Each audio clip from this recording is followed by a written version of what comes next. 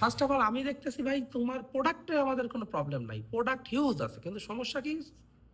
সমস্যা হচ্ছে সেলে। যদি বলবে সেলও তো হচ্ছে না, যে সেল হচ্ছে এটাকে সেল বলে না। এক একটা প্রোডাক্ট মানে আমি যদি ধরি, এক একটা প্রোডাক্টই মানে অনায়াসে 200 পিস করে সেল হবে, মানে কোনো কথা ছাড়া এমনি হবে। তাহলে এর জন্য কিছু কাজ আছে, এর জন্য কাজ আছে কিছু, যেটা হচ্ছে তোমার হচ্ছে বলে before research, before sales research. এই বিফোর সেলস রিসার্চটা যদি ক্লিয়ার থাকে, একটা প্রোডাক্ট কন্টেন্ট করা ম্যাক্সিমাম 2টা থেকে 3টা সেল হয়ে যাবে, কিচ্ছু করা লাগবে না, অটো হবে। কারণ কি জানো? কারণ আমি যেটা করছি সেটা জেনে বুঝে করছি, এবং এটা আমার আর মানে কনফিউশনের কিছু না যে হবে কি হবে না। এটা করলে, এইভাবে করলে, এই প্রসেসে করলে সেল অটোমেটিকলি হবে। তো আমি যদি এখন বলি যে এটা আমাদের হচ্ছে না, আর কেন হচ্ছে না এর পিছনে লজিক আছে। লজিকটা কি? কারণ আমার টাকা লাগবে, আর ভাবার সময় নাই। প্রোডাক্ট আসতেছে চোখের সামনে, প্রোডাক্ট নিয়ে ভাবা শুরু করতেছি, কন্টেন্ট করতেছি, বা মারার পরে কি হচ্ছে? মারার পরে কন্টেন্টে অ্যাড রান হচ্ছে, কিন্তু আলটিমেটলি আমার আর হয় নাই, আমার কস্টিং হাই। তখন কি হচ্ছে? তখন কি হচ্ছে? কনফিডেন্স ডাউন হচ্ছে, আমার সেল হচ্ছে না। আসলে সমস্যাটা সেল হচ্ছে না, সমস্যাটা হচ্ছে আমরা সময় দেওয়া হচ্ছে না। সময় দিয়ে একটা কাজ করা যায়। কেন হচ্ছে না? কারণ আমরা সেই সিচুয়েশনেও নাই। কারণ আমি মানে 2টা দিন যে বন্ধ করে রাখবো, 2টা দিন বন্ধ করলে তো আমার লস হবে, এই চিন্তাই হচ্ছে না, কিন্তু আলটিমেটলি লাভ হচ্ছে না। আমি বুঝতে পারছি। তো এখন আমাদের যদি আমি এক মানে টু দা পয়েন্টে বলি, আসলে আমাদের কি প্রয়োজন, লাগবেটা কি? টাকা লাগবে। দিন শেষে আমার লাগবে টাকা, আর কিছু না বললাম, আমার লাগবে কি? টাকা। আর টাকা আসার ওয়ে কি? টাকা আসার ওয়ে ভাই, টাকা তোমারে দেবে কাস্টমার, রাইট? তাহলে আমার কাছে আছে কিভাবে কাস্টমারের থেকে সহজে টাকা বের করে নেওয়া যায়, তাহলে সেই প্ল্যান আমাকে করতে হবে। আবার এই কাস্টমারদের কাছে টাকা বের করে আমি তো নিলাম, নেওয়ার পরে কি করব সেই প্ল্যানও আমার কাছে থাকতে হবে।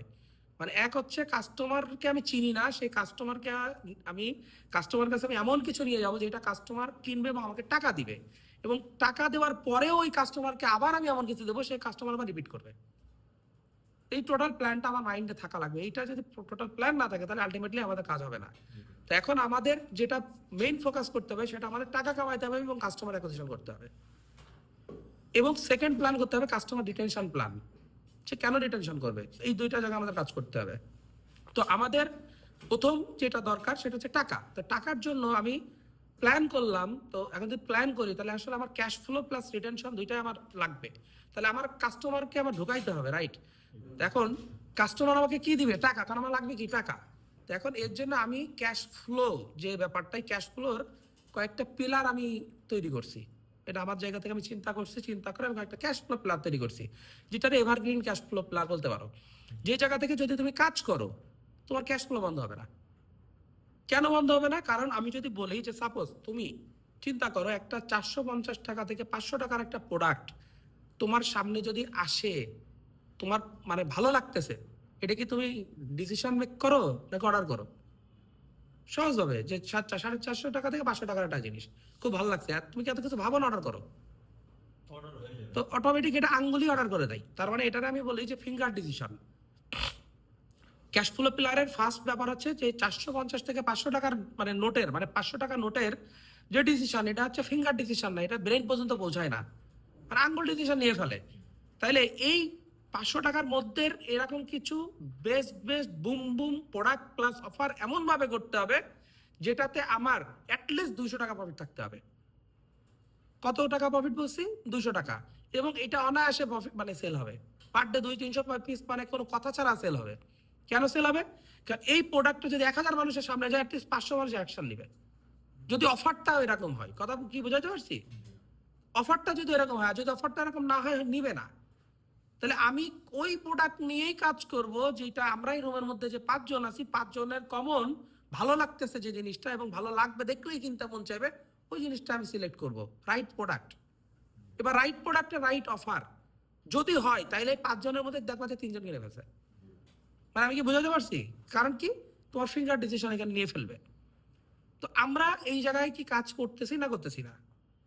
ফার্স্ট কথা, এটা আমাদের গ্যাপ আছে, কারণ তোমার ফিঙ্গার ডিসিশনের প্রোডাক্ট নাই।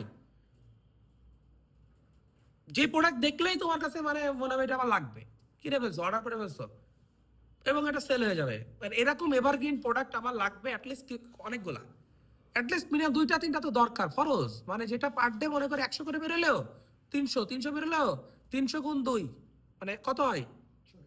600 না 60,000। মানে অঙ্কগুলো ছোট, ইনভেস্ট অনেক কম, কিন্তু ROI অনেক হাই। এই ক্যালকুলেশনগুলো আমাদের ধরা ছোঁয়ার বাইরে থাকে। তোমাদের না, ম্যাক্সিমাম উদ্যোক্তাদেরই ধরা ছোঁয়ার বাইরে থাকে। মানুষ মনে করে বড় অ্যামাউন্টের বড় প্রোডাক্ট মানে বড় টাকা, কিন্তু আমরা এটা ভাবি না বড় অ্যামাউন্ট মানে ব্রেনের ডিসিশনে চলে যাচ্ছে। যখন তুমি একটা প্রোডাক্টের দাম 1000 পার করতেছো, তখন আর তার ডিসিশন নিতে টাইম লাগতেছে, চিন্তা করতে হইতেছে। তার মানে তোমার ব্যারিয়ার হয়ে গেছে ফার্স্টে চিন্তাই। কার মানে তার তাকে কনভিন্স করা লাগবে, আর কনভিন্স করতে হলে তাকে তো ভাই তোমাকে অনেক কিছু করতে হবে। তাহলে আমার কথা যে ব্যাপারটা লাগবে কি, আমার দরকার কি? টাকা আর কাস্টমার। তাহলে আমি কাস্টমার ধরার জন্য আমি ওই জিনিসই রেডি করব নাকি? আমার ফোকাস কোথায়? আমি কি প্রোডাক্ট সোর্স করব? ওই ধরনের ভ্যালু প্রোডাক্ট যেটা কি কমন, যেটা দেখলেই কিনবে। অ্যান্ড কমন কি? সলিউশন প্রোডাক্ট কমন হতে পারে, ইউনিক প্রোডাক্ট আছে, অনেক সলিউশন, অনেক ইউনিক প্রোডাক্ট আছে না, লেটেস্ট প্রোডাক্ট আছে না, আনকমন প্রোডাক্ট অনেক কিছু আছে না, দেখলে ভালো লাগে, মানুষ কিনবে। কিন্তু কেনার জন্য তাহলে আমার অফারটা আমি করতে হবে ওইভাবে চিন্তা করে। প্রোডাক্ট সেল করবো না, আমি অফার সেল করবো। তো দেখলেই ভালো লাগতেছে, অর্ডার করে বসে আছে, পাশে একটা থাকুক। তো এই যে ব্যাপারগুলো, তো এরকম প্রোডাক্ট কি আমাদের কি মার্কেটে অভাব আছে? অভাব আছে না নাই? নাকি অ্যাভেলেবেল আছে মার্কেটে? আমরা কি করতেছি? তাহলে আবার হাউতাশ করার দরকার কি? টাকা নাই টাকা নাই টাকা নাই, করতেছই তো না। তাহলে ফার্স্ট ব্যাপার হচ্ছে এই যে তুমি ফিঙ্গার ডিসিশনের প্রোডাক্ট করতেছো না। ফার্স্ট পিলার নাম্বার 1 আমি কি বুঝাতে পারছি? কারণ হচ্ছে তোমাদের এই যে থিঙ্কিং গুলো, মানে তোমরা যে অ্যাঙ্গেল থেকে চিন্তা করতেছো, এই চিন্তাগুলোর কারণে ব্যারিয়ার হয়ে যাচ্ছে। অনেক কঠিন করে তোমরা চিন্তা করতেছো। আমি কি বুঝাতে পারছি? সহজভাবে চিন্তা করো। প্রোডাক্ট গুলো যে সোর্স করতেছো, মানে গোড়া থেকে চিন্তা শুরু করো। মানে তোমাদের সামনে যা আসতেছে আলটিমেটলি সেটাই তো হচ্ছে। তাহলে আমার কথা এই যে নাকি চিন্তাই পজিশনিং ঠিক করো। চিন্তার পজিশনিংটা হচ্ছে ভাই সর্বপ্রথম আমার লাগবে কি? টাকা। তাহলে টাকা আমার কতর মধ্যে লাগবে? কাস্টমার ফিঙ্গার দিয়ে বাই করে কোনটা? 400-500 টাকা। তাহলে সেইখানে কি কি আছে? ওইটা ফার্স্ট কাজ। আমি বুঝাতে পারছি? তাহলে 400-500 প্রোডাক্টের দাম হচ্ছে 400-500 মধ্যে আনবো, বাট ভ্যালু বানান 400-500 টাকার না। আগে মাথায় বোঝো, টি শার্ট বিক্রি করতেছে, ভ্যালু বানান 400-500 টাকা না। তাহলে আমাকে ওইভাবেই চিন্তা করে প্রোডাক্টের ভ্যালু তৈরি করতে হবে, যেটাতে সে ক্যালকুলেশন করে উইন করবে এবং মানুষ দেখার সাথেই বাই করবে। হিসাব শেষ।